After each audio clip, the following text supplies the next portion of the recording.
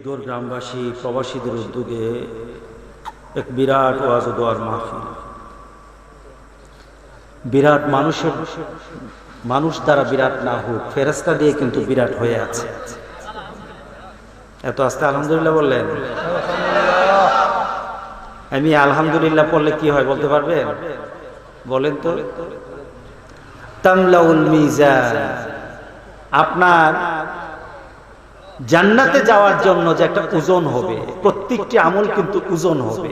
আপনার নামাজ ওজন হবে, আপনার যাকাত ওজন হবে, আপনার সাদকা ওজন হবে, আপনার হজ ওজন হবে, আপনার ব্যবহার আচরণ ওজন হবে, আপনার গালি ওজন হবে, আপনার দুশ্মনী ওজন হবে, ওজন দেওয়া হবে। রাসূল পাক সাল্লাল্লাহু আলাইহি সাল্লাম বলেছেন, কেউ যদি একটা বার আলহামদুলিল্লাহ বলে তাহলে তামলাউল মিজান, মিজানের পাল্লাকে ভারী করে দাও। অর্থাৎ ভারী মানে কি? আপনার গুনাহ থেকে আপনার আলহামদুলিল্লাহর ওজন অনেক বেশি হয়ে যাবে। আর সুবহানাল্লাহি ওয়াল হামদুলিল্লাহ মা বাইনাস সামাওয়াতি ওয়াল আরদ, আকাশ এবং জমিনের দূরত্বকে সওয়াব দিয়ে আল্লাহ ভরে দেবে। এত আস্তে সুবহানাল্লাহ বললেন? একটা গলাটা খুলে একটু সুবহানাল্লাহ বলেন তো দেখি। জবান খুলে আলহামদুলিল্লাহ বলে খুশি হয়েছে কে? রাজি আছি? আল্লাহকে রাজি করতে সবসময় রাজি আছেন তো? ফেরেশতা দিয়ে ভরা আছে। রাসূল বলেছেন, যেখানে কোরআন এবং হাদিসের আলোচনা হয় তখন ফেরেশতারা দলে দলে সেখানে বসে যায়, দলে দলে বসে। ফেরেশতারা আমাদের জন্য মাগফিরাত চায়, আপনার জন্য আল্লাহর কাছে বলে মাবুদ তারে মাফ করে দে। আপনার জন্য আল্লাহর কাছে বলে মাবুদ তার মর্যাদা বাড়ায় দাও, আল্লাহ তাকে জান্নাত দাও, তাকে দুজক থেকে বাঁচায় দাও। সুবহানাল্লাহ বলেন না? আল্লাহ আল্লাহ। আমাদের শত্রুকে জোরে বলেন, আমাদের শত্রুকে? শয়তানের শত্রুকে। হ্যাঁ, সুবহানাল্লাহ। রাসূল পাক সাল্লাল্লাহু আলাইহি সাল্লামকে একবার ইবলিসের সাথে দেখা, শয়তানের সাথে দেখা। রাসূল বলে, এই তো শত্রুকে কতজন আছে? বিভিন্ন বর্ণনায় আছে 10-15। একটা চার্ট দিল, সে 15 জনের একটা চার্ট দিয়ে বলে, এরা হলো আমার শত্রু। তালিকা বলকে আপনি প্রথম। কে প্রথম? রাসূলকে বললেন, আমার সবচেয়ে বড় দুশমন আপনি। কারণ আপনার মর্যাদা, আপনার সম্মান আর আপনার দাওয়াত গোটা পৃথিবীর মধ্যে এমন ভাবে হয়ে যাবে, আমার কোনো দাম থাকবে না। আপনার অনুসরণ তো অনেক হয়ে যাবে। অনুসরণ আপনার পেছনের কাতার, আপনার পেছনে অনেক লোক হয়ে যাবে। এর জন্য আপনি হলেন আমার বড় দুশমন। এরপরে কারা? তালিকার মধ্যে এরাই আছে যারা আল্লাহর মুমিন, তারা আল্লাহ শয়তানের দুশমন। তারা কার দুশমন? আমরা শয়তানের দুশমন হতে রাজি আছি। কি বলেন, রাজি আছি কিনা বলেন? বন্ধু বানাবো কাকে? ফেরেশতাকে। কাকে বানাবো বলেন? বলেন কাকে বন্ধু বানাবো? কথা বুঝতেছেন কিনা? আমি এত জটিল করে কথা বলবো না, তো আমার কিচ্ছা কাহিনী হবে না, কিছু চিন্তা দেব, থিম দেব। আমার বন্ধু কে হওয়া দরকার? বলেন কে হওয়া দরকার? ফেরেশতা। এখানে যে বসে আছি আমাদের সাথে কে আছে? জোরে কে আছে? বিশ্বাস করেন? কেন করবেন? দেখেন না করেন? হ্যাঁ বলেন, পেছনে কারণটা কি? আপনি বিশ্বাস করছেন কেন? পেছনে কারণ হলো, এমন এক ব্যক্তি কথা বলেছে, গোটা পৃথিবীর সব মানুষ যদি একটা কথা বলে আর ওই ব্যক্তি যদি একটা কথা বলে, ওইটাই সত্য। উনি হলেন মুহাম্মদুর রাসূলুল্লাহ সাল্লাল্লাহু আলাইহি ওয়াসাল্লাম। সে কখনো এমন কথা বলে না যেটা অবাস্তব, যেটা হতে পারে না। আল্লাহু আকবার। আমাদের সাথে ফেরেশতারা বসা, মসজিদে ঢুকলেন, 2 রাকাত নামাজ আদায় করলেন, বসে পড়লেন, সুন্নত আদায় করে বসে পড়লেন। 2 রাকাত নামাজ মানে কি? দুখুলুল মসজিদ পড়লেন, সুন্নত আদায় করলেন, বসে পড়লেন, চুপ করে বসে আছেন। আপনার পাশে ফেরেশতারা বসে বসে আল্লাহর দরবারে বলতে থাকে, বাবু তারে তুমি মাফ করে দাও, তার তওবা কবুল করো, তার মর্যাদা বাড়ায় দাও। বন্ধুত্ব বিড়িওয়ালা, সুরুটলা, বেনামাজি, সুদখুর, ঘুষখুর, মদখুর, জালেমের সাথে আমরা করব না। রাজি আছে কিনা বলেন? কারণটা কি?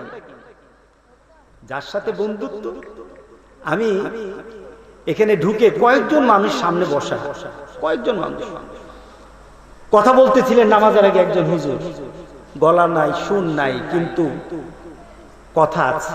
গলা নাই, সুর নাই, কিন্তু কি আছে? কথা আছে। কথাগুলি কার? পৃথিবীর সবচেয়ে দামি কথাগুলি বলে গেছে। আমি সেখানে বসে বসে শুনছি আর আল্লাহর কাছে বলতেছি, মাবুদ, এটা কি আবার আইয়ামে জাহিলিয়াতে চলে গেল?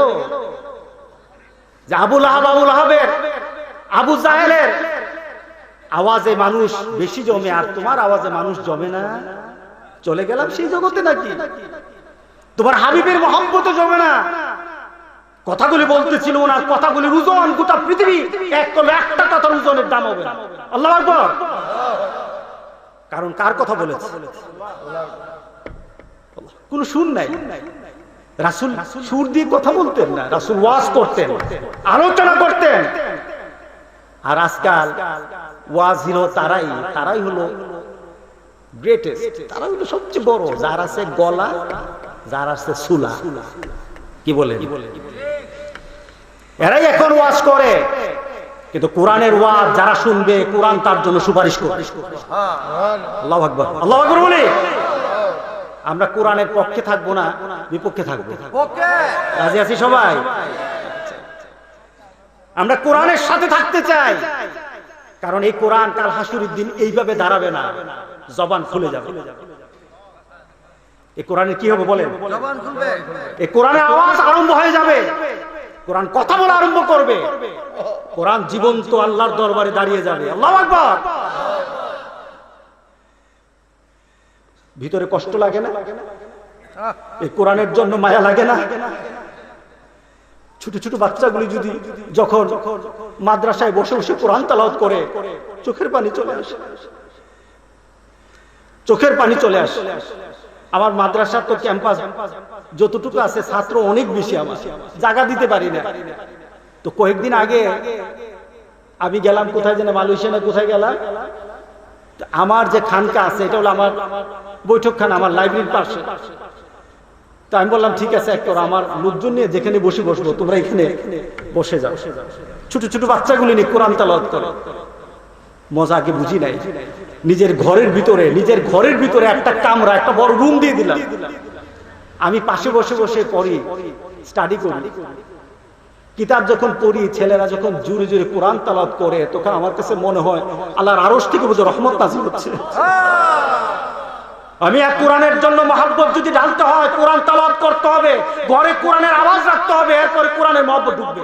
কথা ঠিক আছে কিনা বলে? ঘরে কোনো কোরআনের আওয়াজ নাই।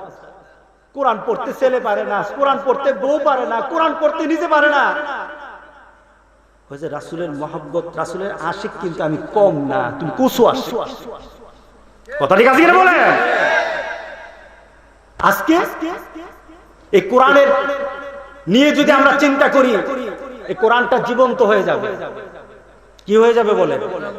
কার দরবারে কথা বলবো? আচ্ছা, একটু আগে আসি। আমরা কবরে যাওয়ার পর প্রশ্ন কয়টা হবে? আমি কোরআনের উপর কিছু রাসূলকে একটু মিলাবো, অল্প একটু মিলাবো। যদি আমি ব্যাখ্যায় চলে যাই, অনেক বড় হয়ে যাবে, বেশিক্ষণ কথা বলবো না। কারণ আমার ভাই, আমার অত্যন্ত প্রিয়, কিন্তু প্রথম দেখা হয়েছে কিন্তু আপনাদের এখানে। আপনারা যাকে দাওয়া দিয়েছেন, শেখ জামাল উদ্দিন, তাকে আমি 2-3 বছর আগে একবার সাফা মারওয়ার মধ্যে আমি সাই করতেছিলাম, এমন সময় তাকে দেখলাম, কিন্তু আমি আর তাকে ধরতে পারি নাই, স্রোতে হারিয়ে গেছে। কিন্তু আজকে বিটগড়ে এসে আমি তার সাথে একত্রিত হয়ে গেলাম। আলহামদুলিল্লাহ বলি। আমার স্মৃতিটা কিন্তু তাকে দেখে, সে হজের স্মৃতি চলে আসছে, সাফা মারওয়ার স্মৃতি চলে আসছে। এখানে বসে কিন্তু আমি সাফা মারওয়ার চিন্তা কিন্তু আমি করতে আরম্ভ করলাম তার জন্য। এটা ভালো হলো না খারাপ? ভালো। হজে যারা যান, স্মৃতি কি করেন? বিড়ি টানার, মার্কেটিং, বড় বড় বিল্ডিং এর, এটাই করেন, বড় বড় বিল্ডিং। আর কি খাইতে পারলাম, কি নিতে পারলাম, হ্যাঁ, মুআল্লিম কি খাওয়াইলো, কোন বাসে উঠলেন, কার কাছে এসি আছে, কার বাসে বেশি আছে, খালি এগুলি খুঁজে। কিন্তু সেখান তো এটা না, সেখানে খুঁজতে হবে জায়গাটা কি, জায়গার মর্যাদা কি, জায়গার সম্মান কি, জায়গার সাথে আমার কি ইতিহাস আছে, জায়গাতে দাঁড়ালে আমার কি হবে। সুবহানাল্লাহ বললেন না? রাসূলের দরবারে যাওয়ার পর সবাই ছবি উঠায়, সেখানে ছবি উঠানোর জায়গা, সেখানে কিসের জায়গা? তুমি যাকে সারা জীবন তোমার স্মৃতির মধ্যে রেখেছো, তোমার কলিজায় তুমি অঙ্কন করেছো আমার রাসূলকে, যে জান্নাতে গিয়ে একসাথে হবো, হাউজে কাউসারের সামনে রাসূলকে চিনে ফেলবো, তুমি ভিতরে ভিতরে চিন্তা করেছো, তুমি তো আজকে সেই রাসূলের দরজায়, রাসূলের ঘরে, রাসূলের বাড়ির সামনে। কথা ঠিক আছে কিনা বলে? অনুভূতি নিয়ে আসতে হবে, অনুভূতি নিয়ে আসতে হবে, জাগ্রত করতে হবে অনুভূতিকে। তুমি মসজিদে যখন যাও, তুমি আলীর মতো হয়ে যাবা, তুমি আলীর মতো হয়ে যাবা, সাহাবায়ে কেরামদের মতো হয়ে যাবা। মসজিদে ঢোকার পর তোমার চিন্তা হবে, আমি মসজিদে এমনি আসি নাই, আল্লাহ ডাক দিয়েছেন, হাজিরা দিতে আসছি। আল্লাহু আকবার। আর মসজিদে আসে কিসের জন্য? হ্যাঁ, এমন ইবাদত, এখন তো কত স্টাইল, কত কিছু, কত আন্দোলন, কত কিছু এখন মসজিদে হয়ে গেছে। অথচ সাহাবায়ে কেরাম মসজিদে ঢোকার পর নিজেকে চিনতেনই না, ভুলে যেত নিজেকে, আমি কে। কারণ আমি যাই হই, আমার কিন্তু এখন আর পরিচয় নাই, আমি গোলামের ঘরের গোলাম। আল্লাহু আকবার। আমি গোলামের ঘরের গোলাম। মসজিদে ঢুকে গেছি, শাহানশাহ আজম, শাহানশাহ, গোটা পৃথিবীর সকল কিছুর যিনি মালিক, তার সামনে চলে আসছি। আমার থেকে ছোট কেউই নাই, এখানে কোনো পীর নাই, এখানে হুজুর নাই, এখানে বড় কেউই নাই, সবাই আল্লাহর গোলাম। কথা ঠিক আছে কিনা বলে?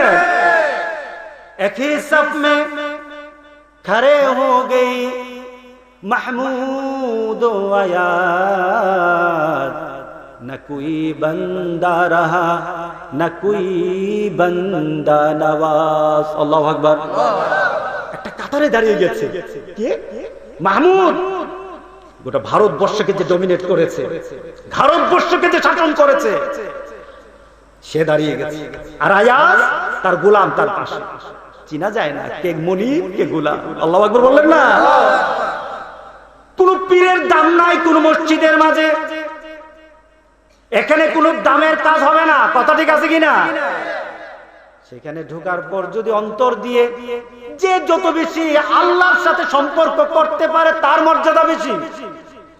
দেখা যাবে মুরিদ আল্লাহর সাথে মিশে গেছে, মুরিদ আল্লাহর সাথে সম্পর্ক করে ফেলেছে। সে যখন সেজদা দেয়, সেজদাটা মাটিতে পড়ে না, আল্লাহর কদম মুবারকে পড়ে গেছে। আর পীর তার ভাব নিয়ে বসে আছে, তার সেজদা আল্লাহ কবুল করে নাই, পীরের তোটা কবুল হয় না, মুরিদেরটা হয়ে গেছে। হতে পারে কিনা বলে? সুতরাং আজকে চিন্তা করতে হবে, আমি মসজিদে আসবো, আমার ভিতরে কি ফিলিংস থাকবে, কি অনুভূতি থাকবে, কি চিন্তা থাকবে। হযরত আলী কাররামাল্লাহু ওয়াজহ, তার পায়ের মধ্যে একটা তীর ঢুকে গেল, তীরটা এদিক থেকে ওদিকে ঢুকে গেল, কেউ ধরতে পারে না, ধরলেই ব্যথা পায়। হযরত আলী কষ্ট পাচ্ছেন। রাসূল সাহাবায়ে কেরামদেরকে বললেন, ও সাহাবারা, আমি আলীকে চিনি, আলী কেমন, তার মানসিকতা কেমন, তার ইবাদতের অবস্থা কেমন, এটা আমি জানি। সে যখন নামাজে দাঁড়ায় তখন তীরটা খুলে নিও, আমি আলীকে চিনি। ওই সময় তুমি তীরটা খুলে ফেলবা, আলী টেরও পাবে না, টের পাবে না। হযরত আলী দাঁড়িয়ে গেলেন, আল্লাহু আকবার, নামাজ আরম্ভ করলেন। সাহাবায়ে কেরাম যখন নামাজ আদায় করত, দাঁড়িয়ে যেত, পাখিরা পর্যন্ত তাকে চিনতো না, এটা কি মানুষ না এটা গাছের একটা গুড়া, এমন ভাবে দাঁড়িয়ে যেত। কারণটা কি, কার সামনে দাঁড়িয়েছে? হযরত উসমান বলতেন, আমি ভয়ে কাঁপতে থাকতাম। সাহাবায়ে কেরাম দেখতেন উসমানের চেহারা মলিন হয়ে যেত। উসমানকে বলা হলো, উসমান তোমার চেহারা মলিন হয় কেন? আজান শুনলে ভয় লাগে, কার সামনে যাচ্ছি? উনি আমাকে ডেকেছেন, উনি আমাকে হাজিরার জন্য ডেকেছেন, সুতরাং তার সামনে যাব, ভিতরে ভয়, ভিতরে ভয়। হাজিরাটা যদি গ্রহণ না হয়, হাজিরাটা যদি গ্রহণ না হয়। দাঁড়িয়ে যেতেন হযরত সাহাবায়ে কেরাম। হযরত আলী দাঁড়িয়ে গেলেন, সবাই ধরাধরি করলো, টেনে তার তীরটা খুলে ফেললো। নামাজ শেষ হয়ে গেল। আলী বললেন, তীর কোথায়? সুবহানাল্লাহ, তীর কোথায়? আমি তো টের পাই নাই। এটাই হলো মুমিনের নামাজ, মুমিনের নামাজ। সিজদা করে এখানে, সে থাকে জান্নাতে। এই মানসিকতা যতক্ষণ সৃষ্টি করতে না পারবো, আল্লাহর কসম খেয়ে বলি, মসজিদে সারা রাত বসে থাকতে পারবেন, ভিতরে যদি এই অনুভূতি না আনতে পারবেন, আল্লাহর দরবারে পৌঁছানো যাবে না। সুতরাং এই কোরআনকে আমার অনুভূতিতে আনতে হবে। কোরআন কি? কোরআন হলো আমার দলিল, কোরআন হলো আমার জন্য কাল হাসরের দিন আমার জন্য সাক্ষী। আমার জন্য কি বলেন? আমাদের জন্য কি? এবার কথাটা প্রথম দিক থেকে আসি। কোরআন কেমন ভাবে সাক্ষী হবে? আপনাদের এলাকায় লোক মারা যায় কিনা? মরার পরে কি করেন? কথা বলেন না। দাফন করেন। দাফন করে দেওয়ার পর আপনি কি জানেন আপনাকে কি প্রশ্ন করা হবে? জানেন কিনা বলেন? সবাই জানেন না কি প্রশ্ন করা হবে? আমরা সবাই মুখস্থ। তাহলে ওপেন সিক্রেট, ওপেন হয়ে গেছে সিক্রেটটা, কোশ্চেন আউট হয়ে গেছে। তাহলে পরীক্ষা কি হয়? বাদ যায় না? কোশ্চেনটা তো আউট। কি বলেন চেয়ারম্যান সাহেব? কোশ্চেন যদি আউট হয়, পরীক্ষা কি বাদ? কি বলেন স্যার? এখন আল্লাহ আউট করে দিল, কোশ্চেন আউট, তাহলে পরীক্ষা বাদ? হ্যাঁ, হবে না। আপনাকে প্রিপারেশনের জন্য, প্রিপারেশনের জন্য, প্রস্তুতির জন্য আল্লাহ বলেন আউট করে দিলাম, তবু আয়, ঠিকভাবে জেনে আয়, ঠিকভাবে মেনে আয়। কবরে রাখার পর আপনাকে যে জিজ্ঞাসা করা হবে সবার মুখস্থ, কিন্তু সেখানে গেলে আর ওই জগতে মুখস্থটা থাকবে না। যার আমল আছে তার মুখস্থ কাজ করবে, আর যার আমল নাই সে সবকিছু ভুলে যাবে, সবকিছু ভুলে যাবে। যত বড়, যত কিছু হোক, যত পজিশনে হোক, যত ক্ষমতাধর হোক, যত বড় জানাজা হোক, কাজ হবে না। আমল নাই, বিপদ হয়ে যাবে কবরে। কবরে রাখার পর আমরা জানি 3টা কোশ্চেন, ঠিক না? জি না, সম্পূরক কোশ্চেন হবে। আরেকটা কোশ্চেন চলে আসবে সাথে সাথে। আপনাকে বলা হবে 3টা কোশ্চেন কি সবাই জানেন? যখন 3টা কোশ্চেন আপনি উত্তর দিতে পারলেন, তখন আপনাকে বলা হবে কাইফা ইউদরিক, জানলা কোত্থেকে? কোশ্চেন কয়টা? 4টা। হ্যাঁ, এই কোশ্চেনটাই কঠিন। কিভাবে জানলাম? এই কোশ্চেন করার পরে, আচ্ছা বলেন তো, আপনাদের বিটগড়ের কবরগুলির মধ্যে এই কোশ্চেন আছে না নাই?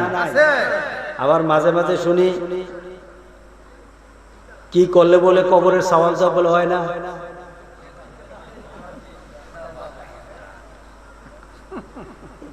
আছে কিনা? বলা দরকার নাই, আমি এগুলি বলতে আসি না। কিন্তু চিন্তার মধ্যে যদি থেকে আল্লাহর কসম, সেখানে গিয়ে আটকাতে হবে। কথা ঠিক আছে কিনা বলে? আপনার আমলের কারণে, কোরআনের সাথে সম্পর্কের কারণে, রাসূলের সুন্নতগুলি আঁকড়ে ধরার কারণে সেখানে আপনি প্রশ্নের সম্মুখীন হবেনই হবেন। যত বড় ওলি হন আর যত বড় আল্লাহওয়ালা হন, প্রশ্নের উত্তর দিতে হবে। কাউকে বাদ দেওয়া হবে না, কাউকে বাদ দেওয়া হবে না। বাদ দেওয়ার কোনো তরিকা নাই, প্রশ্নের উত্তর দিতে হবে। কিন্তু প্রশ্নের উত্তর সঠিক দেওয়ার সুযোগ আছে, আছে কিনা বলে?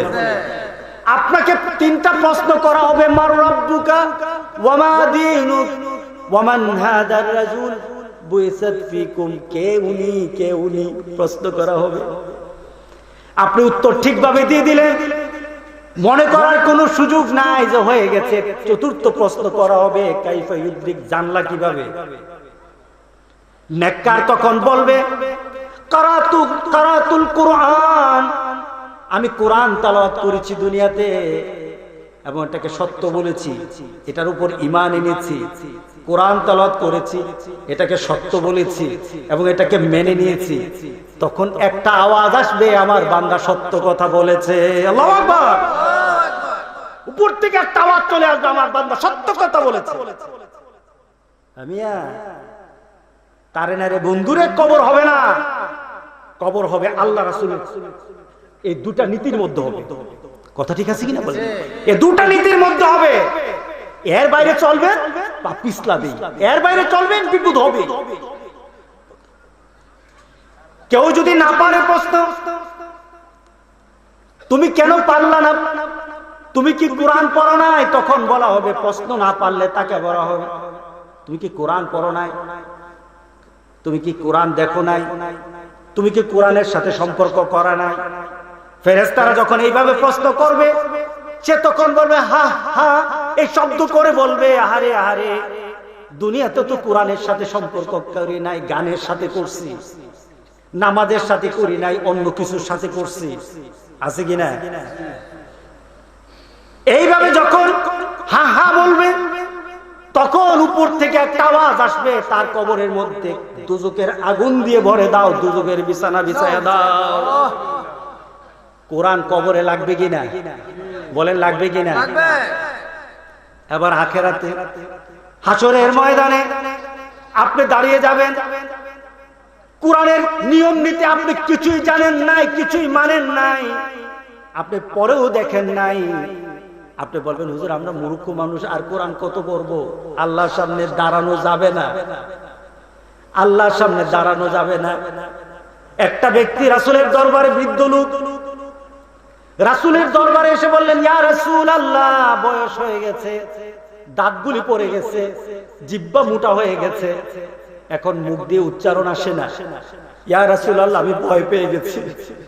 আল্লাহ যদি আখিরাতের ময়দানে আমাকে নোটিশ করে বলেন, কোরআন দিলাম, জবান দিলাম, কেন কোরআন তেলাওয়াত করলি না রে বান্দা, আমি আল্লাহর দরবারে কি জবাব দেব? আজকে বৃদ্ধদেরকে বলি, কাল হাসরের দিনের ভয়ে লোক আল্লাহ রাসূলের দরবারে এসে কাঁদতেছিল, ইয়া রাসূলুল্লাহ, কি করব এখন, কি করব? রাসূল বললেন, এদিকে আসো। সবক দিয়ে দিলেন, কোরআনের সবক দিয়ে দিলেন। রাসূল উস্তাদ, আর সে হয়ে গেছে শাগিরিদ, ছাত্র হয়ে গেছে। তেলাওয়াত আরম্ভ হয়ে গেল। রাসূল যেটা বলেন সে সঠিকভাবে উচ্চারণ করতে পারে না, চোখের পানি ফেলে দিয়ে বলল, ইয়া রাসূলুল্লাহ, আপনি যেভাবে উচ্চারণ করেন এইভাবে তো আমি উচ্চারণ করতে পারি না। রাসূল বললেন, তোমাকে আল্লাহ এটা দেখবে না, তোমার ভিতরটা আল্লাহ দেখবেন, তোমার চেষ্টাটা আল্লাহ দেখবেন, হলো কি না হলো এটা আল্লাহ দেখবে না। আল্লাহু আকবার বলেন। তোমার মর্যাদা আরো আল্লাহ ডবল ডবল বাড়ায় দিবেন। পড়ার জন্য একটা, বুড়ো বয়সে চেষ্টা করেছো আরেকটা, মর্যাদা ডবল। আল্লাহু আকবার। আমার এক উস্তাদ, উনি এক বাড়িতে গেলেন, খারাপ লাগতেছে আপনাদের কথাগুলো, উনি এক বাড়িতে গেলেন, ওয়াজ করতে গেলেন, খুব বড় আলেম।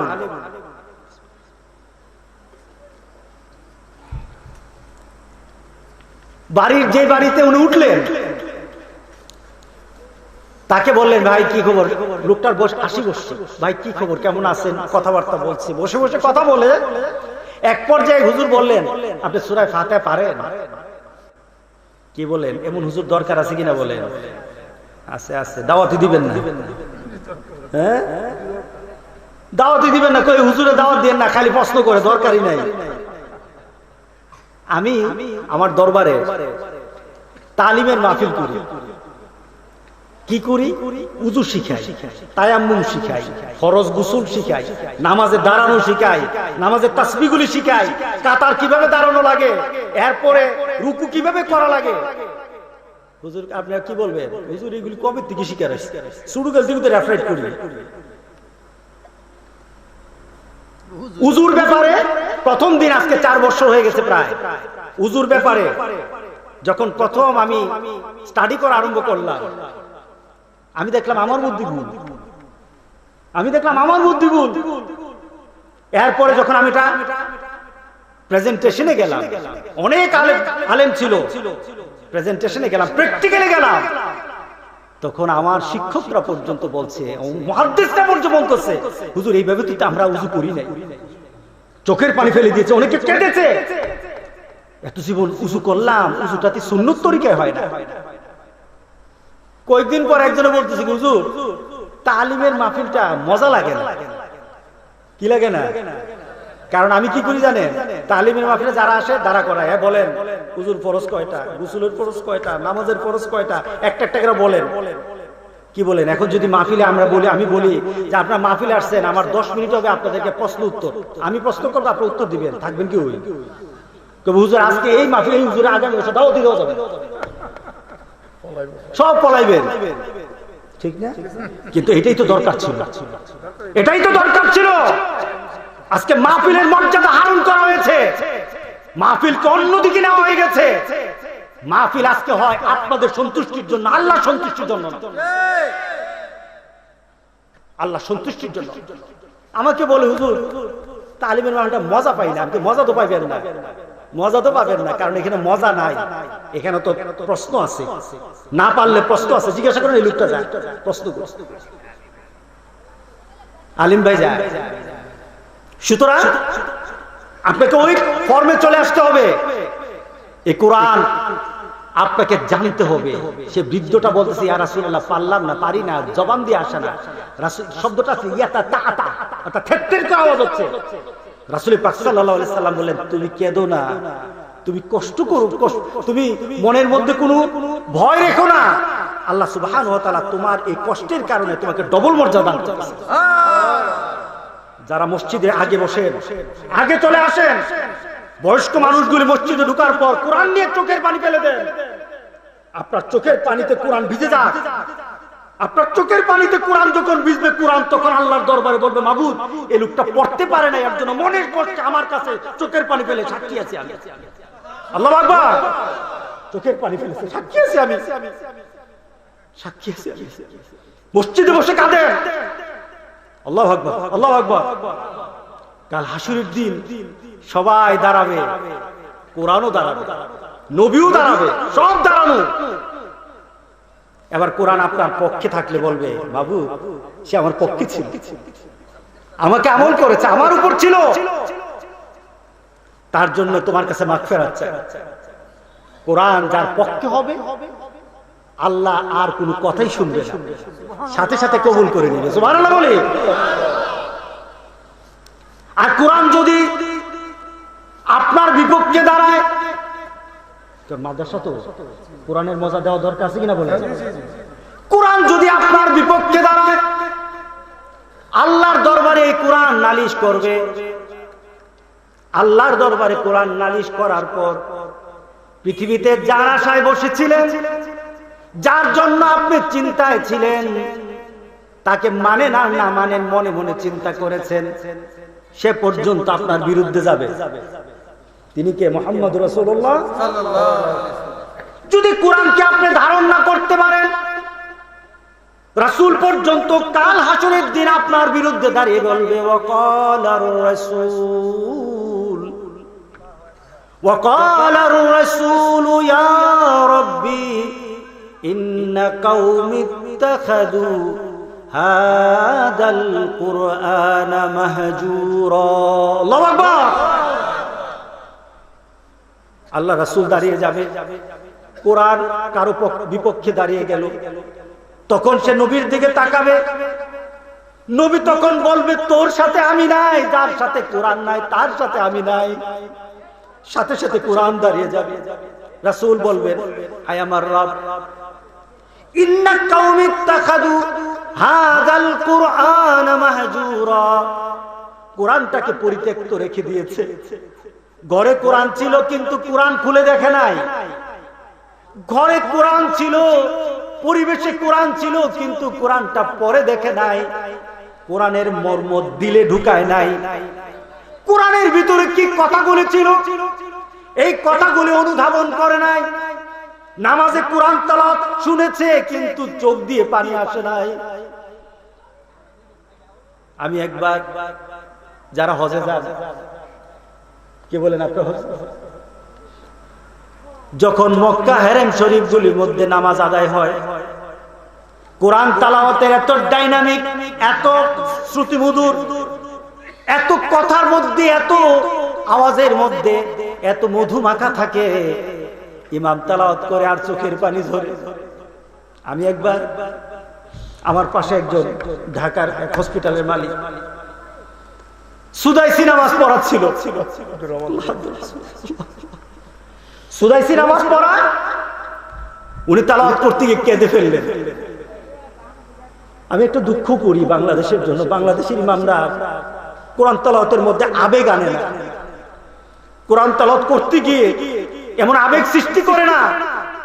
কারণ পিছনে কারণ আছে। অনেক ইমাম কোরআন শরীফের, কোরআনের সূরা ফাতিহার অনুভূতি জানে, ঠিক না? অনেক ইমাম আছে সূরা ফাতিহা সই করে পড়তে পারে না, কিন্তু নাম দিছে আশিক রাসূল, নাই বোধহয় সূরা ফাতিহা সই করে পড়তে পারে না। আমি একজনকে বলছিলাম, আমাকে বলে সে ওনার মধ্যে মারফত আছে। আমি তোর হুজুরে নিয়ে আয়, তোর হুজুরে যদি আমার সামনে সূরা ফাতিহা পড়তে পারে তোর হুজুরের কথা রাখবো, নিয়ে তোর হুজুরে আর আমার সামনে কোনদিন আসে না। কি বলেন, আছে কি না? আছে কি না? আছে কিনা বলেন? এই কোরআন আপনাকে অনুভূতিতে নিয়ে আসতে হবে। যখন নামাজ তেলাওয়াত করবেন তখন আপনার ভিতরে এমন সৃষ্টি হয়ে যেতে পারে যে আমি তো নামাজে নাই, আমি আল্লাহর সাথে কথা বলতেছি। সুবহানাল্লাহ বলেন না? নামাজে গেলে কার সাথে কথা বলা হয়? জোরে বলেন, কার সাথে? আল্লাহর সাথে। আপনি কথা বলেন আল্লাহর সাথে। আপনি যখন এক একটা আয়াত তেলাওয়াত করেন, সাথে সাথে আল্লাহ আয়াতের আপনার সাথে উত্তর দিয়ে দেন, কথা বলা হয়। আপনার অনুভূতিতে যদি থাকে আমি নামাজে দাঁড়িয়েছি, আমি আল্লাহর সাথে কথা বলছি, আল্লাহর কসম খেয়ে বলি একদিন, দুই দিন, একদিন দেখবেন চোখ দিয়ে কেমন জানে একটু ভিজা ভিজা হয়ে গেছে, চোখ দিয়ে আপনার ভিজা ভিজা চলে আসছে, চোখ দিয়ে পানি চলে আসবে। আল্লাহর কসম খেয়ে বলি ওই নামাজটা আল্লাহর আরশ পর্যন্ত পৌঁছে যাবে।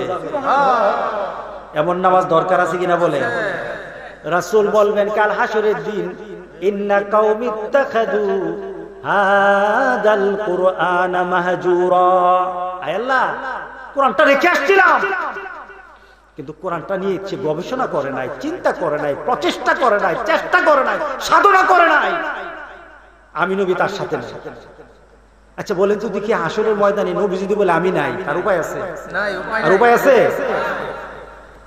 আল্লাহু আকবার। এই কোরআন যার সাথে আছে নবীর সুপারিশও তার সাথে আছে। আল্লাহু আকবার বলেন না? এই কোরআনের সাথে সম্পর্ক বাড়াতে হবে। এই জীবন্ত কোরআনের সাথে যার সম্পর্ক হয়ে যাবে। আচ্ছা আপনাদের এলাকায় মানুষ মারা গেলে কি খতম করে? কেন খতম করে? চিন্তা কি? যে কোরআন পড়ে, কোরআন পড়ে যদি দোয়া করি তাহলে দোয়াটা কি হবে? কবুল হবে। কোরআন পড়ে যদি দোয়া করি দোয়াটা কি হবে? কবুল হবে। তাহলে কোরআনের কাছে তো আসলে মরার পরে কেন? মরার আগে আসলে ভালো না? মরার আগে আসতে হবে কোরআনের কাছে। গোটা পৃথিবীতে এখন আমরা সম্মানহীন, মর্যাদাহীন। আজকে বিটগড় দিয়ে চিন্তা করলে হবে না, কসবা দিয়ে আর নবীনগর দিয়ে চিন্তা করলে হবে না, গোটা পৃথিবী নিয়ে মুসলমান চিন্তা করতে হবে। কথা ঠিক আছে কিনা বলেন?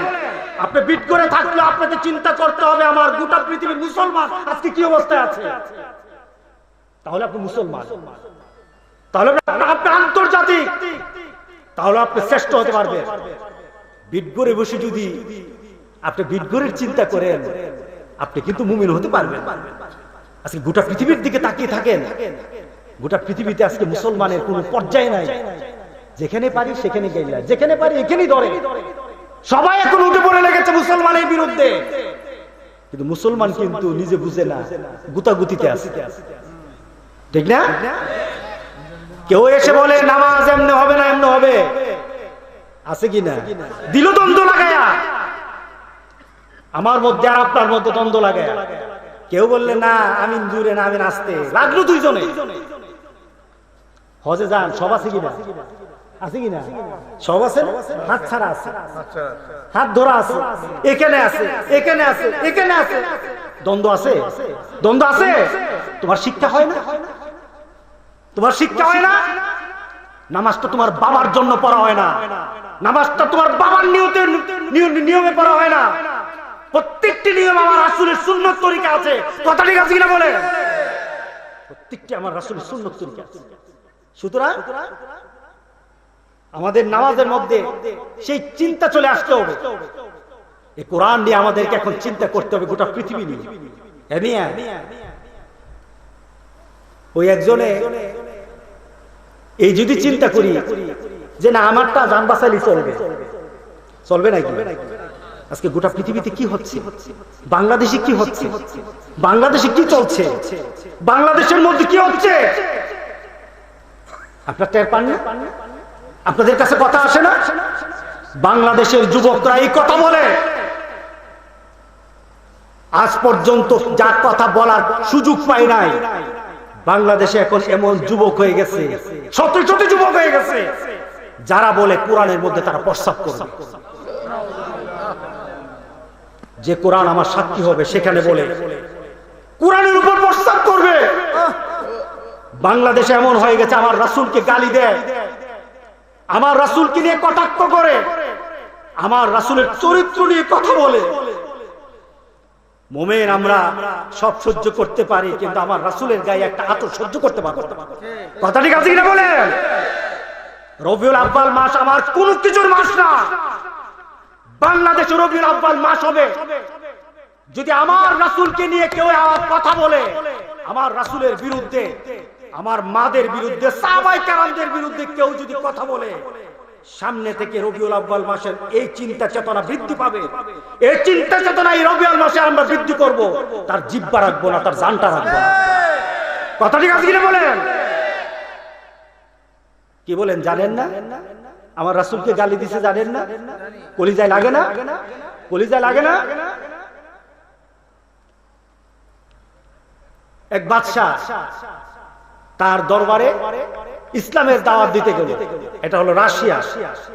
ও মুসলমান শুনে নেন, আমরা যেই তরিকার রাসূলের মহব্বত, রাসূলের ভালোবাসাকে আমরা নিজেদের মধ্যে সৃষ্টি করতে চাচ্ছি, এটা কোনো রাসূলের মহব্বত পাওয়ার তরিকা না। রাসূলের মহব্বত পাওয়ার তরিকা হলো কোরআনকে মেনে নেওয়া, রাসূলের হাদিসের অনুযায়ী চলা। এটা হলো রাসূলের মহব্বতের তরিকা। বিড়িটা নিয়ে কমে আশিকের রাসূল আছে না? নামাজ পড়ে না তো আশিকের রাসূল। তুই কি চাস করো? তো তোর ঈমানই তো নাই, তোর ঈমানই তো নাই। তো কথা ঠিক আছে কিনা বলে? যে নামাজ পড়ে না তার ঈমান নাই, কে বলে আশিকের রাসূল? শয়তান কি আর কাছে করে? কি বলে নাই বোধ? আপনাদের এলাকায়, আপনাদের এলাকা তো ভালো বোধ, আমাদের এলাকায় কিছু কিছু আছে। কয়েকদিন আগে আমি স্টেশন দাঁড়ানো, একজন মুসটা এদিকে, মুস তো একটু সাইড সুইচ করে রাখে, এর মুস আবার উল্টা দিকে রওনা দিচ্ছে। তা আমারকে দেখার পর আয়সা আমার মুসাফা করলো, হুজুর ভালো আছে? হুজুর এই আমি আমার একটা দাওয়াত দিবেন হুজুর। হ্যাঁ, কিসের দাওয়াত? তা আমি মুসের দিকে তাকাই আছি, সে বুঝছে যে মুসটা উল্টা। তো কিসের দাওয়াত? হুজুর আমি এই রবিউল আউয়াল মাস আসলে একটা বড় জিয়াফত করি, এই জিয়াফতের দাওয়াতটা নিবেন। আমি কি আপনার দাড়ি নাই, কিসের রবিউল আউয়াল? আমি কি আপনার দাড়িও নাই, কিসের রবিউল আউয়াল? কারণ হুজুর রাসূলের মহব্বত করি। আমি কি এই মুসে তো রাসূলের মহব্বত ধরা পড়ে না, উল্টা দিকে রওনা দিচ্ছে মুস। কে বলে আছে কি না? আছে কি না? এটা হবে না। আমার রাসূলের মর্যাদা জন্য যখন আমি আমার হুঙ্কার দিয়ে রাস্তায় নামবো, আর যখন আমি আমার রাসূলের মহব্বত নিয়ে প্রত্যেকটি সুন্নতকে আঁকড়ে ধরবো, আল্লাহর কসম এটাই রাসূল পাক সাল্লাল্লাহু আলাইহি ওয়াসাল্লাম পাওয়ার তরিকা। কথা ঠিক আছে কিনা বলে? আমিন। এই হুজুরকে নিয়ে আসুন, একটা ঘটনা বলি। রাসূল পাক সাল্লাল্লাহু আলাইহি ওয়াসাল্লাম জামানায় সাহাবায়ে কেরাম দিনের দাওয়াত দিতে বিভিন্ন জায়গায় গেলেন। হযরত হুযায়ফা রাদিয়াল্লাহু তাআলা দাওয়াত দিতে গেলেন কেসরাতে দাওয়াত দিতে গেলেন। এবার দাওয়াত রাজাদেরকে দিতেছে, ধনীদেরকে দিতেছে, যারা সমাজের মধ্যে শ্রেষ্ঠ তাদেরকে দিচ্ছে, সবাইকে দাওয়াত দিতেছে। এখন মক্কা থেকে মদিনা থেকে একটা লোক গেল, তাদেরকে তো খাওয়া দাওয়া দরকার। তখন ওই সমাজের যারা ধনাঢ্য ব্যক্তি আছে একটা খাওয়ার আয়োজন করলো। ঠিক আছে, আসছি যখন তাদেরকে একটু খাওয়াই দিই। দুধ আসছে মোহাম্মদ থেকে, মোহাম্মদ সাল্লাল্লাহু আলাইহি ওয়াসাল্লাম দুধ পাঠিয়েছে, তাদের একটু মেহমানদারি করে দেই। তো মেহমানদারিতে বসলো। এদিকে হলো ধনী ব্যক্তিগুলি, রাজন্য বর্ণ, আর এদিকে হলো মুহাম্মদ রাসূলুল্লাহ সাল্লাল্লাহু আলাইহি ওয়াসাল্লামের পাগলগুলি, রাসূলের কলিজার টুকরাগুলি। সুবহানাল্লাহ বললেন না?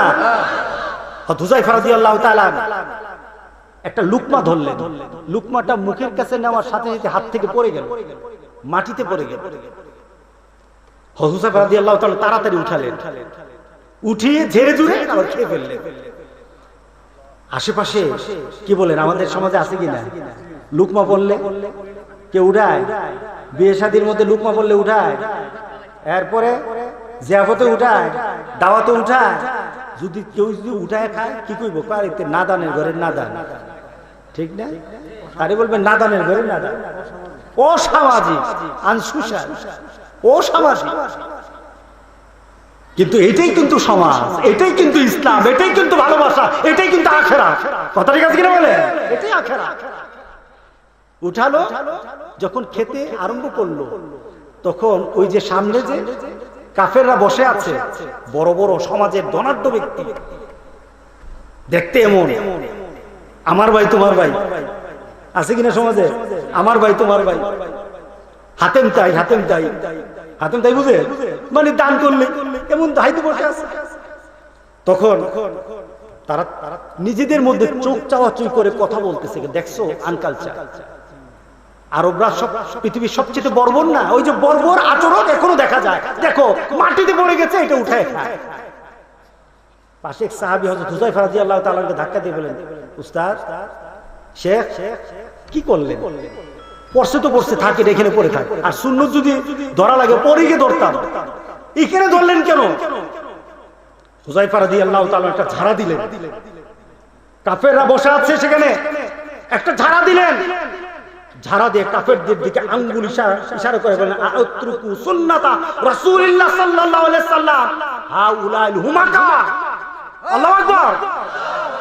কি মনে করো তুমি হুযায়ফাকে অন্য কিছু মনে করছো?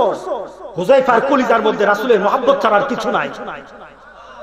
তুমি কি মনে করো এই কাফেরদের সামনে আমার রাসূলের একটা ছোট্ট সুন্নতকে মাটিতে পড়তে দেব আমার জীবন থাকতে? আমি হুযায়ফা হব না। আল্লাহু আকবার বললেন না? আমি হুযায়ফা বেঁচে থাকতে আমার রাসূলের একটা সুন্নাত মাটিতে পড়তে দেব না। আর এগুলি সামনে যেগুলি বসে আছে সবগুলো হলো মূর্খ, বর্বর, অসভ্য, এরা কোনো ভদ্রতাই জানে না। মাটিতে পড়লে খাদ্য উঠিয়ে খাওয়া, এটাই ভদ্রতা, এটাই ইসলাম, এটা রাসূলের মহব্বত। জোরে সুবহানাল্লাহ। আমি এভাবে রাসূলের সুন্নতকে আঁকড়ে ধরে নামাজ না পড়ে জান্নাতে যাওয়ার কোনো সুযোগ নাই, আছে নাকি বলেন? কে বলছে? হ্যাঁ, আল্লাহ আপনাকে বললেন নামাজ পড়ে যাবেন না, রাসূল বললেন নামাজ ছাড়া হবে না। এখন আপনি যদি আবার দরবার যায় নামাজের মতো নামাজ একবার পড়লি হয়?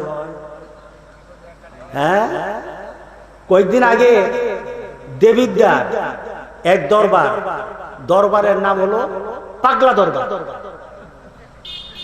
আমি কি পাগলা ঘানা তো হইছে পাবনায়, ওই নামটা শুনলি মনে হয় আল্লাহ তুমি আমার হেফাজত করো।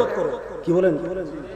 কি বলেন? পাবনার নাম শুনলি কি আপনি যদি কই আপনি পাবনা পাঠাম, আপনি কি বলেন? হুজুর মাপ চাই এনে পাঠান না, মাথা ঠিক আছে। এখন মাহফিলের নাম দিল পাগলা মাহফিল। পুলিশ গিয়ে ধরলো, ভাই কি ব্যাপার আপনাদের মাহফিল আবার পাগলা মাহফিল কেন? পাগলা হইলে তো মারামারি হবে, এত পাগলা একখানে তো জায়গা দিব না। কয় না, এটাই তরিকা, এটাই মারফত, এটাই ইসলামের মহান একটা বিষয়, এটা সবাই জানে না। আছে কিনা? আছে কিনা? হ্যাঁ, এটা বেশি কিছু জানে না। পাগলা হয়ে শেষে গিয়ে ধরলো, দেখলো অনেকগুলি লোক বসে আছে, ওই লোকগুলি বসা, নামাজ পড়লো না কেন? এটাই তরিকা। আছে কিনা? আছে কিনা বলেন? এটাই তরিকা। নামাজ লাগে না, নামাজ লাগে না, এটা কোন ইসলামের নিয়ম নীতি না। এই ইসলাম মেনে যারা মরবে তারা রাসূলকে পাবে না। কথা ঠিক আছে কিনা বলেন? সুতরাং আজকে আমি ক্ষুদ্র আকারে কথাগুলি আপনাদের কাছে রাখলাম। রাগ করছেন? রাগ করছেন? আমি আমার তৃপ্তি দিয়ে কথা এই কারণে যতটুকু বলেছি বলার জন্য চেষ্টা করেছি, যতটুকু বলেছি আমি জানি আমার মাবুদের জন্য বলেছি, আমার রাসূলের জন্য বলেছি। মানা দরকার আছে কিনা? মানা দরকার আছে কিনা বলেন? আমি বন্ধুর কথা বলছিলাম না? হ্যাঁ বলছিলাম কিনা? বন্ধু যদি ফেরেশতা হয় ভালো না খারাপ? বন্ধু যদি নামাজি নেককার সুন্নতওয়ালা হয় ভালো না খারাপ? ভালো। একটু এই কথা বলে ইয়াকে জামাল ভাইকে নিয়ে আসুন। আল্লাহ সুবহানাহু ওয়া তাআলা আমাদের বন্ধু কাদেরকে বানাবেন আখিরাতে, কারা হবে দেখুন। ইন্নাল্লাযীনা ক্বালু রাব্বুনাল্লাহ সুম্মা ইসতাকামু তাতানাজ্জালু আলাইহিমুল মালায়েকা আল্লাহু আকবার আল্লা তাখাফু ওয়া লা তাহজানু ওয়া আবশিরু বিল জান্নাহ নাহনু আউলিয়াউকুম ফিল হায়াতিদ দুনিয়া ওয়া ফিল আখিরাহ। আল্লাহ সুবহানাহু ওয়া তাআলা বলেন, যারা কোরআনের মধ্যে কায়েম থাকে, কোরআন নিয়ে যারা চলে, কোরআনের উপর যারা গবেষণা করে, কোরআন নিয়ে যারা মারা যায়, মৃত্যুর আগ মুহূর্তে ফেরেশতারা দলে দলে আগে আসে, দলে দলে ফেরেশতারা আপনার সামনে উপস্থিত। সুবহানাল্লাহ বললেন না? কার সামনে উপস্থিত? মৃত্যু পথযাত্রী ব্যক্তির সামনে তখন ফেরেশতারা দাঁড়িয়ে যায়। মৃত্যু পথযাত্রী লোকগুলির সামনে ফেরেশতারা দাঁড়িয়ে যায়। আপনি যখন মৃত্যু শয্যায় শুয়ে যাবেন, মৃত্যু তখন ফেরেশতারা সে দলে দলে বলে, নাহনু আউলিয়াউকুম ফিল হায়াতিদ দুনিয়া, আমরা দুনিয়াতে তোমার বন্ধু ছিলাম, কারণ কোরআনের সাথে ছিলাম, মসজিদে ছিলাম, রাসূলের সুন্নাতের উপর ছিলাম, তোমার সাথে আমরা দুনিয়াতে ছিলাম। ওয়া ফিল আখিরাহ, আখিরাতে আমরা তোমার বন্ধু হব। আল্লাহ তাখাফু ওয়া লা তাহজানু, ভয় পায়ো না, কষ্ট পেও না, ভয় পেও না। আল্লাহ তাখাফু ওয়া লা তাহজানু ওয়া আবশিরু বিল জান্নাহ, তোমাদেরকে জান্নাতের সংবাদ দিতেছি, ভয় পায়ো না। সুবহানাল্লাহ বলেন না? জান্নাতে যাইতে মন চায় কিনা? সবার মন চায়। জান্নাত ভিক্ষা চাইতে হবে প্রতিদিন আল্লাহর কাছে। কার কাছে ভিক্ষা চাইবেন? বলেন, কার কাছে ভিক্ষা চাইবেন? নাকি বিড়ি ভিক্ষা চাইবেন? হ্যাঁ, সুদ খাইবেন? আলহামদুলিল্লাহ, আলহামদুলিল্লাহ, আলহামদুলিল্লাহ। তাকে চিনিও না, বাপ জানি না, মা জানি না, পরিবার জানি না, আপনি যদি বলি তার এলাকাও জানি না, কিন্তু কোরআনের কারণে সবচেয়ে প্রিয়, সেও চুমা দেয়, আমি কলিজা লাগে। আর কিছু তো সম্পর্ক নাই, তার সাথে অন্য কোনো সম্পর্ক নাই। আমার মাবুদের জন্য সম্পর্ক, আমার রাসূলের জন্য সম্পর্ক। মোমেন, তোমার বাপ থেকে যখন মুমিনের মর্যাদা তোমার কাছে বেশি হয়ে যাবে, আল্লাহর কসম তোমার ওই বন্ধু কাল হাসর দিন তোমার সুপারিশকারী হয়ে যাবে। কোনো সম্পর্ক নাই আমার কোনো সম্পর্ক নাই। কিন্তু গোটা পৃথিবীর মোমেনরা যখন কষ্টতে পড়ে যায়, কাশ্মীরের ভাইয়ের যখন, কাশ্মীরের ভাই বোনদেরকে যখন গুলি করে মারা হয়, তখন আমি আড়াই বেড়িতে বসে বসে কাঁদি, মাবুদ তুমি আমার ভাইদেরকে বাঁচাও। গোটা পৃথিবীর মুসলমানরা যখন, বারবার মুসলমানরা যখন অত্যাচারিত হয়, কলিজায় আঘাত লাগে। কারণ আমার রাসূল বলেছেন, যতক্ষণ পর্যন্ত তোমার কলিজায় তোমার অপর প্রান্তের ভাইয়ের জন্য ভালোবাসা সৃষ্টি না হবে, আল্লাহর কসম তুমি মুমিন না, মুমিন না, তুমি মুমিন না। তোমাকে এই কথা শিক্ষা দেওয়া হয় না সমাজে। আজকে আমরা বন্ধু বেছে নেব, রাজি আছি তো সবাই? আমরা বন্ধু বাঁধতে রাজি আছি, নামাজির সাথে চলবো। কে কে রাজি? নারায়ে তাকবীর, নারায়ে তাকবীর, আল্লাহু আকবার। আল কোরআনের আলো, আল হাদিসের আলো। আলহামদুলিল্লাহ। নামাজের সাথে চলে দেখেন, ছোট্ট একটা আখিরাতের অবস্থা বর্ণনা করে শেষ করি। এক ব্যক্তি দুজকে আরেক ব্যক্তি জান্নাতে। তারা পরিচিত ছিল দুনিয়ায়, তারা পরিচিত ছিল। একজন আমলদার ছিল, আরেকজনের আমল কম ছিল, এই কারণে দুজকে চলে গেছে। আর যে জান্নাতে গেল, সে জান্নাতে গিয়ে আল্লাহ ফেরেশতা দিকে, এই আমার বন্ধু কোথায় রে? কোন বন্ধু? আমার এই বন্ধু। সে তো নাই, সে তো দুজকে আছে। দুজকে আছে মানে আমার বন্ধু দুনিয়া তো তার সাথে চলছি, তো তার আমলের ঘাটতি হয়েছে। তার কি আমলের ঘাটতি হয়েছে? হ্যাঁ হ্যাঁ, আমলের ঘাটতি হওয়ার কারণে সে দুজকে চলে গেছে। না না, আমার বন্ধুকে আমি দুজকে রাখতে পারবো না, আমি বন্ধু ছাড়া চলতে পারবো না। সুবহানাল্লাহ বললেন না? আর এই কোরআনের খাদেমগুলিকে যদি ভালোবেসে, কোরআনের যে খেদমত করে মাদ্রাসায়, কোরআনের খেদমত করে মসজিদে, দ্বীনের খেদমত যারা করে, তাদের সাথে যদি হাতটা মিলাও, ফেরেশতারা তোমার জন্য রহমতের দরজা খুলে দেয়, রহমতের দরজা খুলে দেয়। কারণ আমার বন্ধু ছাড়া থাকতে পারবো না। আল্লাহর কাছে কথা যায়, আল্লাহ তোমার এক বান্দা তো জান্নাতের মধ্যে খুব চিল্লাপাল্লা করতেছে, কেন? কার বন্ধু চায়। কারে বন্ধু তো দুজু কেড়ে দেবো কিভাবে? না না, সে ছাড়া সে বন্ধু ছাড়া থাকবে না। আর জান্নাতের ব্যাপার, মা তাশতাহি আনফুসুকুম, জান্নাতে ঢোকার পর জান্নাতীরা যা চাইবে আল্লাহ সব ফ্রি, সব কবুল, সব কবুল। সে বলবে না বাবু আমি থাকতে পারবো না আমার বন্ধু ছাড়া, এবার তাকে দুজক থেকে উঠানো। আল্লাহু আকবার বললেন না? দুজক থেকে উঠানো। এই আমার দুজক থেকে উঠালো কে রে? কে আমার দুজক থেকে উঠালো?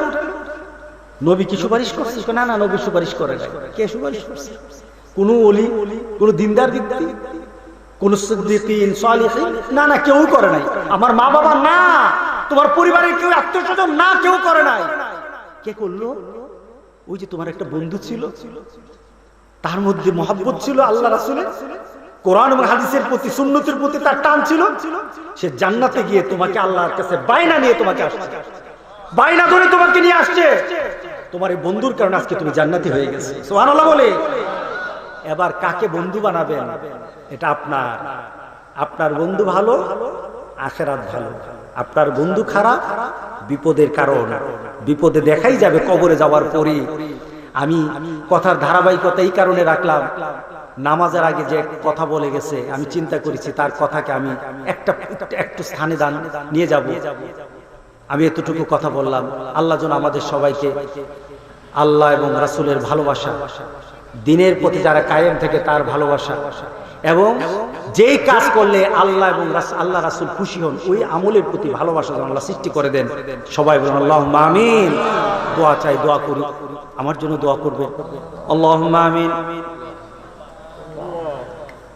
ربنا ظلمنا أنفسنا وإن لم تغفر لنا وترحمنا لنكونن من الخاسرين ربنا فاغفر لنا ذنوبنا وكفر عنا سيئاتنا وتوفنا مع الأبرار رب العالمين একটা সুন্দর পরিবেশ, পাশেই তোমার ঘর, কোরআনের ঘর একটা পাশে আছে। দিন রাত কিছু কিছু তোমার বান্দা, ছোট ছোট বাচ্চাগুলি সারাক্ষণ ঘুমেও তারা কোরআন তেলাওয়াত করে ঘুমাবে। সারাক্ষণ তোমার কালাম, তোমার কোরআন তারা তেলাওয়াত করতে থাকে। এই স্থানটাকে একটা জান্নাতি পরিবেশ হয়ে যায়। তোমার কোরআনের আওয়াজ দিয়ে এই এলাকা মুনাব্বার হয়ে যায়, আলোকিত হয়ে যায়। মুসল্লিদের পদভারে জায়গাটা মর্যাদাবান হয়ে যায়। তোমাকে এই জায়গায় সিজদা দিয়ে মুসলমানরা তৃপ্ত হয়। আমরা আজকে এখানে বসেছি, তোমার কিছু কথা শুনবো, তোমার হাবিবের কিছু কথা শুনবো। কারো বাপদাদার কথা বলবো না, দুনিয়ার কোনো মানুষের কথা বলতে চাই না। মাবুদ, তোমার কথা বলেই তো শেষ করা যাবে না, তোমার হাবিবের কথা বলেই তো শেষ করা যাবে না। রব্বুল আলামিন মেহেরবানি করে এই মাহফিলকে তুমি কবুল করে নাও। একটা কোরআনের মাহফিল, তোমার নবীর হাদিসের মাহফিল হিসেবে তুমি তাকে গ্রহণ করে নাও। হাসরের ময়দান বেকার মানুষ কেউ কারো পরিচয় দিবে না। বন্ধু বলবে বন্ধু তোরে আমি চিনি না, স্বয়ং মা বলবে তোরে আমি চিনি না। বাবা হারিয়ে ফেলবে সন্তানকে, নবী পর্যন্ত বলবে ইয়া নাফসি।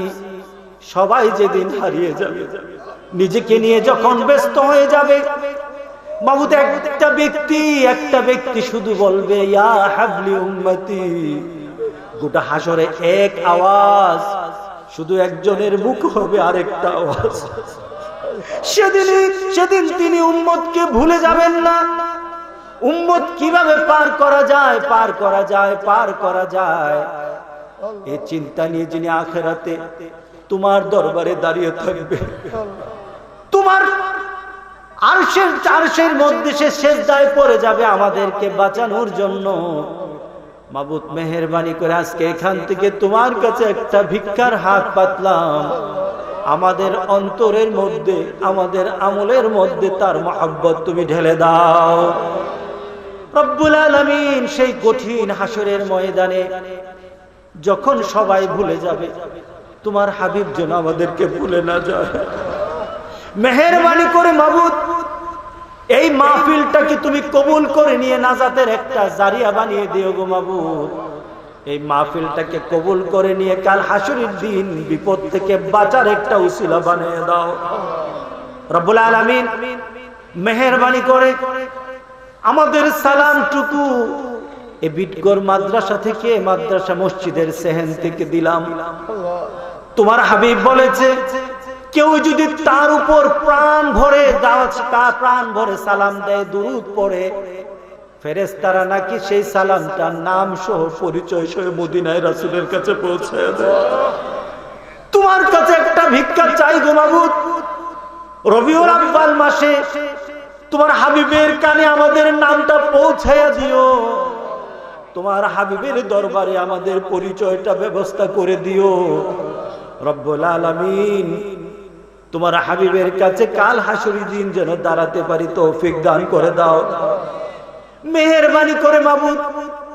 আজকে যারা এখানে উপস্থিত হয়েছে, যাদের মা নাই বাবা নাই, আরে কবরের কাছে যদি কান পাতি মার আওয়াজ শোনা যাবে না। কবরটাকে যদি খুলে ফেলি বাবার কিছু অস্তিত্ব পাওয়া যাবে না। বাবা কোথায় হারিয়ে গেছে, আরে মা কোথায় হারিয়ে গেল, মাটির সাথে মিশে গেল। তোমার কাছে ভিক্ষা চাই গো মাবুদ, ওই মা বাবার কবরটাকে তোমার জান্নাতের একটা টুকরা বানায়া দাও।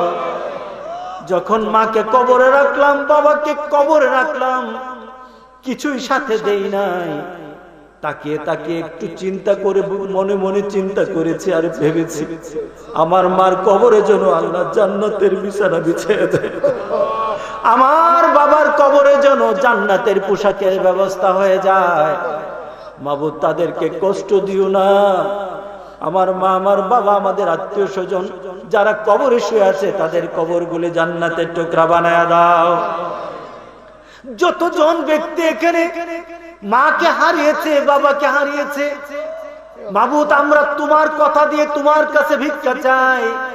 তুমি তো নিজের ব্যাপারে বলেছো আমান আসদাকু মিনাল্লাহি কিলা, তোমার থেকে সত্য কে বলতে পারবে? তুমি তো বলেছো বান্দা তোর মার জন্য আমার শিখানো দোয়া, তোর মার জন্য তোর নবীও কিন্তু শিখাবে না, আমি শিখাই দিলাম। তুমি নিজে স্বয়ং আমাদের মার জন্য বাবার জন্য দোয়া শিক্ষা দিলা। তুমি বলতে বললা বল আমার কাছে রব্বির হামহুমা কামা রব্বায়ানি সগীরা। তোমার কথা দিয়ে মার জন্য বাবার জন্য ভিক্ষা চাই, ফিরাইয়া দিও না। যেমন ভাবে মা আদর করেছে, বাবা আদর করেছে, জান্নাতের পরিবেশ দিয়ে তুমি কবরটাকে সুন্দর বানায়া দাও রব্বুল আলামিন। যাদের মা বাবা জীবিত আছে নেক হায়াত দান করে দাও, যেন বুঝি মা আমার জান্নাত, বাবা আমার জান্নাত, মার পায়ের নিচে আমার জান্নাত রয়ে গেছে। মার সাথে যেন বাবার সাথে যেন একটা এমন আচরণ করি যাতে তুমি খুশি হয়ে যাও, যাতে তোমার হাবিব খুশি হয়। এমন আচরণ করার মতো যোগ্যতা আমাদেরকে দাও। মা বাবার নেক হায়াত তোমার কাছে ভিক্ষা চাই। পরিবার পরিজন, স্ত্রী সন্তান যাদেরকে দিয়েছো, কুররাত আয়ুনি ওয়াজআলনা লিল মুত্তাকিনা ইমামা, আমাদের চোখের নয়নের পুতুলি বানায়া দাও আমার স্ত্রীকে, আমাদের স্ত্রীকে আমাদের চোখের পুতুলি বানায়া দাও।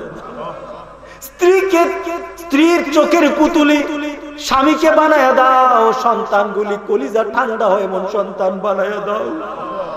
আমি মসজিদে রওনা দেব, আমার আগেই যেন মসজিদে আমার সন্তান পৌঁছে যায়।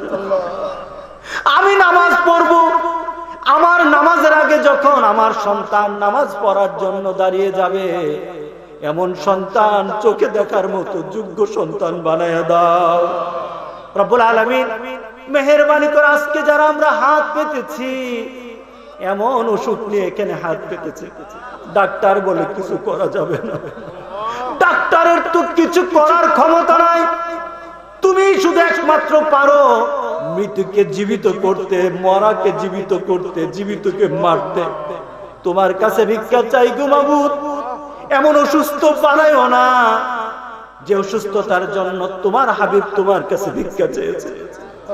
তোমার কাছে বলেছে এমন রোগ দিও না, কষ্ট দিও না যেটা আমার জন্য কষ্ট, আমার পরিবারের কষ্ট, এমন রোগ আমাদেরকে দিও না গো রব্বুল আলামিন। তোমাকে সিজদা দিতে দিতে, তোমার হাবিবের সুন্নত তরিকায় চলতে চলতে যেন শেষ নিঃশ্বাসটা ফেলে দিতে পারি, এমন একটা হায়াত তোমার কাছে ভিক্ষা চাই গো মাবুদ রব্বুল আলামিন। দুনিয়াতে মানুষের দুশ্মনী, শয়তানের খারাপি যাদের পিছনে পিছনে আছে গো মাবুদ, তুমি আমাদেরকে পানা দাও, তুমি আমাদেরকে আশ্রয় দাও। মানুষের দুশ্মনী থেকে, শয়তানের খারাপি থেকে তোমার কাছে আশ্রয় চাই। আউযু বিল্লাহি মিনাশ শাইতানির রাজীম, আউযু বিল্লাহি মিনাশ শাইতানির রাজীম। কুল আউযু বিরাব্বিন নাস, মালিকিন নাস, ইলাহিন নাস, মিন শাররিল ওয়াসওয়াসিল খান্নাস, আল্লাযী ইউওয়াসবিসু ফী সুদুরিন নাস মিনাল জিন্নাতি ওয়ান নাস। রব্বুল আলামিন, এই মাহফিল যারা করেছেন, টাকা দিয়েছেন, পয়সা দিয়েছেন, পরামর্শ দিয়েছেন, ভালোবেসেছেন, তোমার কাছে ভিক্ষা চাই হাসরের ময়দানে আমাদের সবাইকে এই কোরআনের মাহফিলের ছায়া দিয়ে আরশের ছায়ার নিচে একটু জায়গা করে দিও। এই প্রতিষ্ঠান গড়ে যারা কবরে শুয়ে আছে, প্রতিষ্ঠাতা কবরে শুয়ে আছে, তার সন্তান আমাদের সাথে। এই মাহফিলটাকে শুধু নয়, এই প্রতিষ্ঠানটাকে যারা বিভিন্ন ভাবে শ্রম দিয়ে এই পর্যায়ে এনেছে, অনেকে এখানে আছে, সবাইকে তুমি চিনো, আমি চিনি না গো মাবুদ। মেহেরবানি করে মাবুদ, তাদের এই কষ্টটুকুন, তাদের শ্রমটুকুন, তাদের টাকা, এখানে যারা বসেছে সবার এখানে বসা, সবকিছু কবুল করে নিয়ে তোমার নেককার বান্দা হিসেবে আমাদের সবাইকে কবুল করে নাও। মাদ্রাসাকে আরো মর্যাদাবান বানিয়ে দাও। শিক্ষক, এখানে ছাত্র শিক্ষক যারা আছে তাদেরকে তুমি মর্যাদা দাও, যোগ্য বানায় দাও কোরআনের জন্য, যোগ্য বানায় দাও তোমার হাবিবের জন্য, যোগ্য বানিয়ে দাও এই সমাজের জন্য। মেহেরবানি করে মাবুদ, এক একটা আলোক ভর্তিকে এই সমাজের জন্য তাদেরকে বানায়া দাও। রব্বানা তাকাব্বাল মিন্না ইন্নাকা আনতাস সামিউল আলিম ওয়া তুব আলাইনা ইন্নাকা আনতাত তাওয়াবুর রহিম। সুবহান রাব্বিকা রাব্বিল ইজ্জাতি আম্মা ইয়াসিফুন ওয়া সালামুন আলাল মুরসালিন ওয়ালহামদুলিল্লাহি রাব্বিল আলামিন। মৌতের সময় যখন হাতগুলি পাগুলি টানা পড়ে যায়, চোখে আর দৃষ্টি থাকে না, জবানে কোনো আওয়াজ থাকে না, যখন নিথর হয়ে যায়, কাউকে আর চোখের সামনে দেখি না, তোমার কাছে একটা ভিক্ষা চাই গো মাবুদ। কেউ যখন কিছু করতে পারবে না, একটা শেষ নিবেদন করি গো মাবুদ, আমাদের জবানটা তখন তুমি চালু রেখে দিও। শেষ একটা কালেমার ঘোষণা, জান্নাতের ঘোষণা, তোমাকে মেনে নেওয়ার ঘোষণা সবার জবান দিয়ে তুমি বের করে দিও গো মাবুদ। মেহেরবানি করে আমাদের জবানে চালু করে দিও লা ইলাহা ইল্লাল্লাহু মুহাম্মাদুর রাসূলুল্লাহ।